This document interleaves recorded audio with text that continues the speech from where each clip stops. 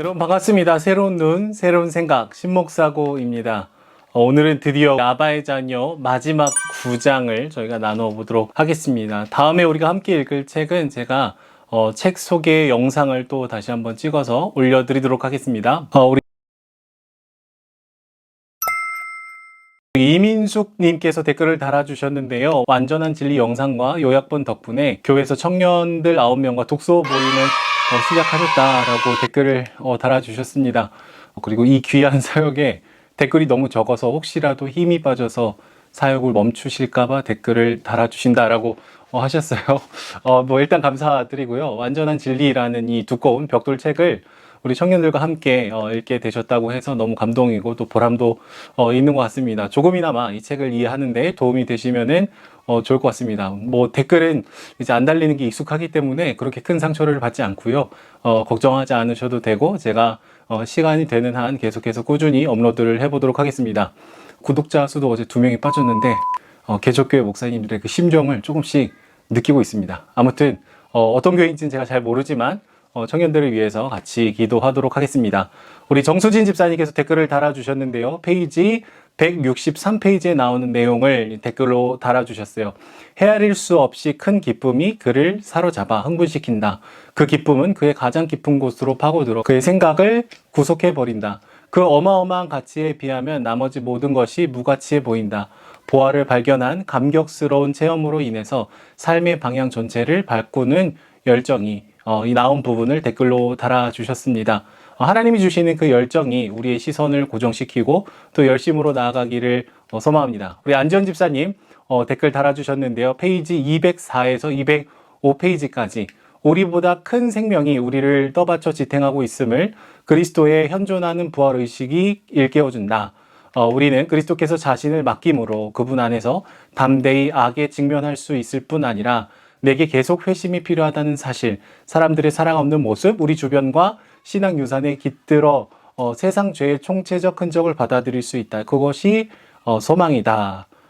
네, 감사합니다. 우리 가장 성실하게 요새 댓글을 달아주시는데 무풀 방지해 주셔서 감사합니다.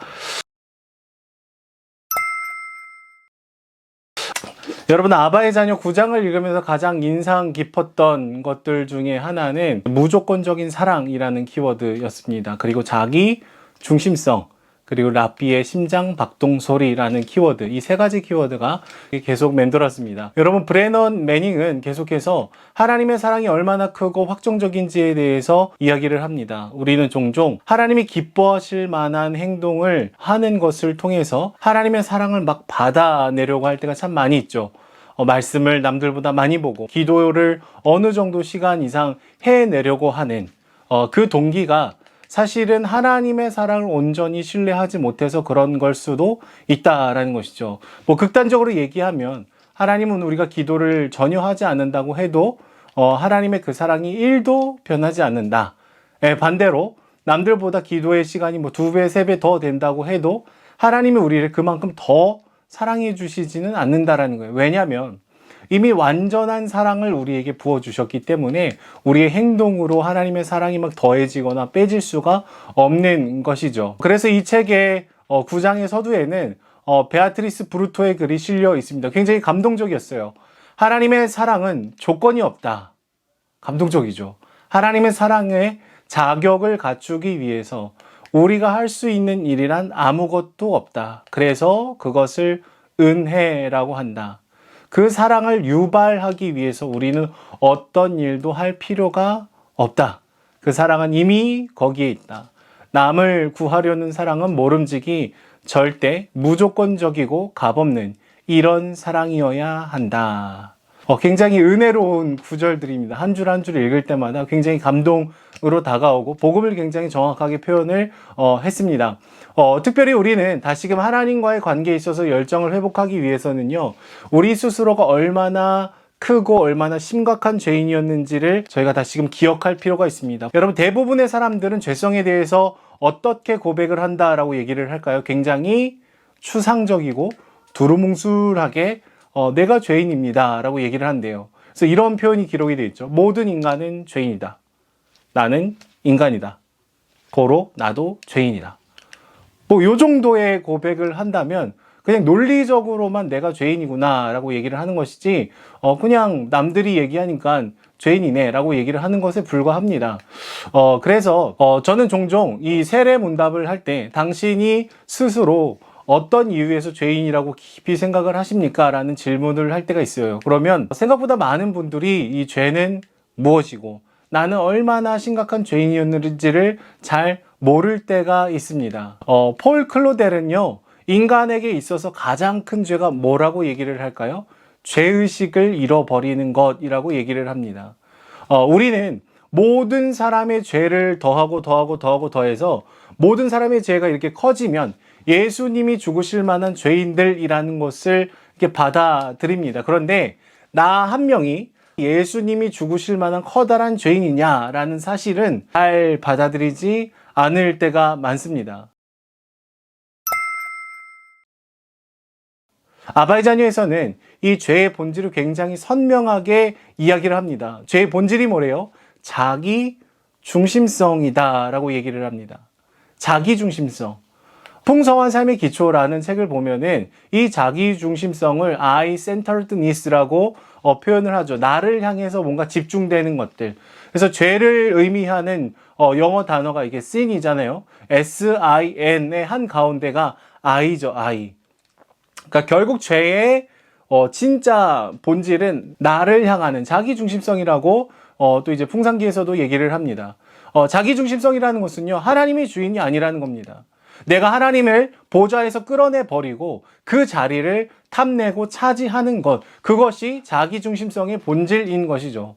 그러니까 결국 그냥 조금 이기적이고 도덕적으로 뭐 그런 것을 얘기하는 것이 아니라 하나님의 자리를 찬탈한 반역의 죄를 의미한다. 그래서 죄의 열매가 아니라 죄의 뿌리, 죄의 본질을 볼 줄 알아야 되는데 이것은 바로 죄의 정의가 올바르게 정의될 때에만 우리가 알 수 있다는 것이죠. 그래서 선한 행위 속에 숨어 있는 이 죄된 마음을 우리는 볼 수 있어야 돼요. 우리는 가장 선한 행위를 하면서도 스스로가 왕이 되고 싶어하는 죄를 지을 때가 굉장히 많다라는 거예요. 기도를 하면서도 우리의 탐욕을 실현시키려고 할 때가 많습니다. 목회자들이 설교를 하면서도 여전히 설교를 잘 해서 내가 다른 사람들로부터 인정을 받고 싶어하는 그런 욕구를 충족시키려고 한다면 결국 우리는 우리 마음에 나도 모르는 사이에 죄가 가득해진다는 것을 볼 수가 있다는 것이죠. 하지만 여러분 어때요? 겉으로 보면은 그냥 선한 행위들이기 때문에 잘 알아볼 수가 없습니다. 결국 이 죄의 본질, 죄의 정의를 제대로 내리지 못하면 사소한 경건과 중대한 타락이 공존할 수밖에 없게 되는 것이죠. 그러다 보면 죄를 합리화합니다. 겉으로 보면 내가 꽤나 괜찮은 그리스도인이기 때문이죠. 그래서 진정한 회개를 하지 않고 죄를 멈추지 않고 그냥 죄책감만 털어내는 굉장히 가벼운 회개만을 하게 되는 것이죠. 그렇게 죄의 본질을 알지 못한 채 계속 살아가게 되면은요, 정신과에서 얘기하는 이 성격 장애가 일어나게 되는 거예요.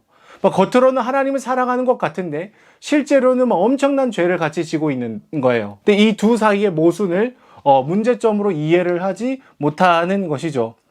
결국 우리는 우리 스스로가 이 탕진한 죄인입니다. 내가 굉장히 왕이 되려고 했습니다. 하나님을 보좌에서 끌어냈습니다. 라는 것을 인정하고 고백해야 됩니다.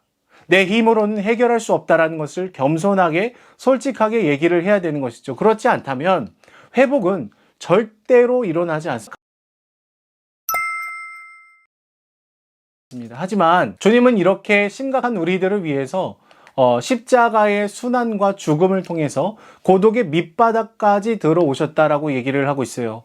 그리고 여전히 인격적인 결함이 가득하고 부족하고 자기 혐오에 빠진 우리들의 아픔에 공감하시며 안아주시는 것이죠. 결국 십자가는 우리를 그리스도의 사랑에서 갈라놓을 수 있다는 것이 아무것도 없다, nothing이라고 얘기를 합니다. 그래서 우리는 십자가에서 죽어가시는 예수님의 그 희미한 심장 박동 소리를 들을 때에 우리 영혼이 살아나게 돼요. 우리 마음의 보좌에 하나님만 앉으실 수 있도록 우리가 기꺼이 그 자리를 내어드리게 되는 것이죠.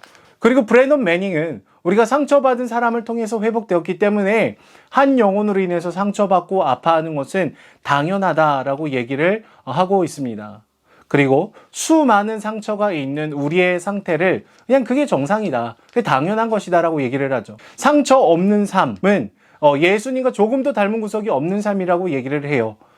결국 우리는 하나님이 우리에게 먼저 다가오셔서 넘치도록 부어주신 이 무조건적인 사랑, 구체적인 사랑, 희생적인 사랑, 완전한 사랑을 의지해서 나의 부족함에도 불구하고 내가 있는 모습 그대로 받아들여질 수 있음을 알고 고백을 해야 되는 것이죠. 여러분, 우리는 이 사랑을 신뢰할 때에만 우리는 사실 내가 터무니없는 죄인이라는 것을 고백하게 됩니다.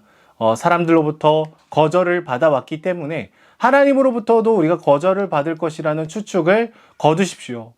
십자가에서 흘리신 그 보혈은 우리를 향한 주님의 사랑이 얼마나 놀라우신지를 증명해 주는 것이죠. 여러분, 예수님은 베드로에게 네가 나를 사랑하느냐라는 질문을 하는데요. 브래넌 매닝은 이 질문 자체가 말도 안 되는 비하, 낮아지심의 이야기다라고 얘기를 하고 있어요. 이 세상의 그 어떤 신도 자기 자신에 대한 느낌을 사람에게 물어볼 만큼 자신을 이렇게 굽힌 적이 없다라는 것이죠.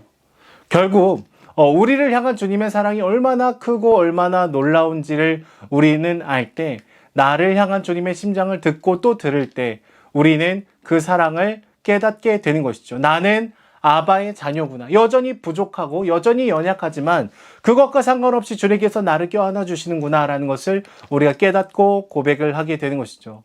주 안에 사랑하는 여러분, 여러분은 있는 모습 그대로, 연약한 모습 그대로 너무 사랑스러운 존재라는 것을 기억하실 수 있었으면 좋겠습니다. 우리는 누구입니까?